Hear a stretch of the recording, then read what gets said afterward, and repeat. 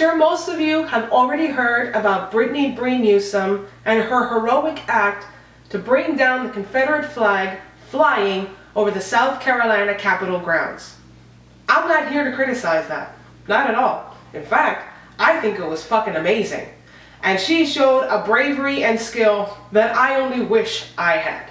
My concern is with the repercussions of that action. I always try to consider how acts of rebellion affect the blue-collar workers because they seem to be the ones that suffer the most, especially with acts like this. Now, this one is not so serious. It really isn't. But it's still a heavy implication of how black people are still treated in South Carolina.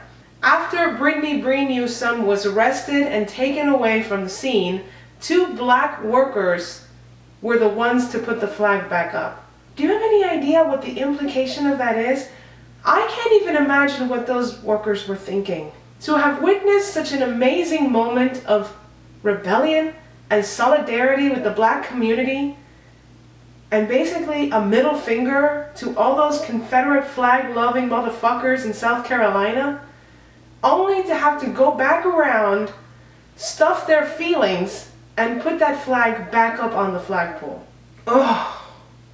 Gives me a knot in my stomach just thinking about it. But then, that wasn't so bad, really, in comparison to what some other peaceful protesters have done.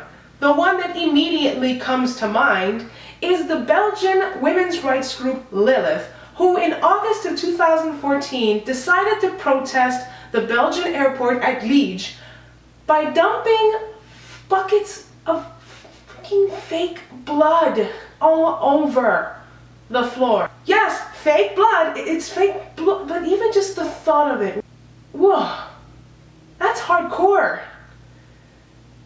But at the same time, I'm thinking, what about the people who have to clean that shit up? Because it's not going to be the CEOs, it's not going to be the corporate heads, it's not going to be the people making millions of dollars off the business and traffic of that airport. No, it's going to be the blue-collar janitors, okay, and custodians that have to clean every single drop of that blood off the floor. I am all for protest, whether they're peaceful or non-peaceful. I am all for fighting against the status quo, fighting against the capitalist structures, fighting against all of the shit that we all have to deal with. But when you fail to remember what your actions can do to the littlest of us, I have to criticize it. I really do. That is a thought process that everyone needs to have. Protest whatever you want. Protest in whatever way you want. But if in the process of you protesting, you forget how the lowest of us are affected, how effective is your protest to begin with? It's one thing to say that you're against oppressive structures, but if your actions in turn are also oppressive, even if it's just a minor form of it,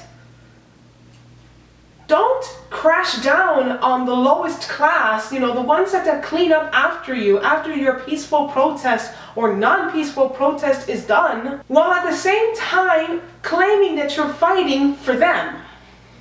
How does that work? It's a dichotomy that I don't understand. And a lot of people fail to bring this up. I try to bring this up as much as I can on Tumblr and Twitter and Facebook, but I seem to be in the minority. No one seems to remember what happens to blue-collar workers, to the custodians and janitors who have to clean up after peaceful protests are done. Why is nobody remembering them? They're part of this rebellion too. We have to keep them in mind as well. So don't just go out and be rebellious if you're not going to keep in mind the people that you're going to be affecting along the way. And I don't mean affecting the CEOs or the big brothers or the 1%. Fuck them. Especially the corrupt ones who don't give a shit about what happens to the people below them. I'm talking about keep in mind the people who are either in your same class or below you. You may agree, you may not agree. That's fine. That's fine. I've mentioned before, I lived my entire life lower to middle class. I gotta keep them in mind. I gotta keep them in mind, because one day that could be me. One day that could be you. One day, okay, someone's act of rebellion could have you cleaning up a mess on aisle 5. A mess that you had nothing to do with, and a mess that doesn't represent you in any way. That doesn't help you. That doesn't affect you. Just think about these things, okay? Just think about them.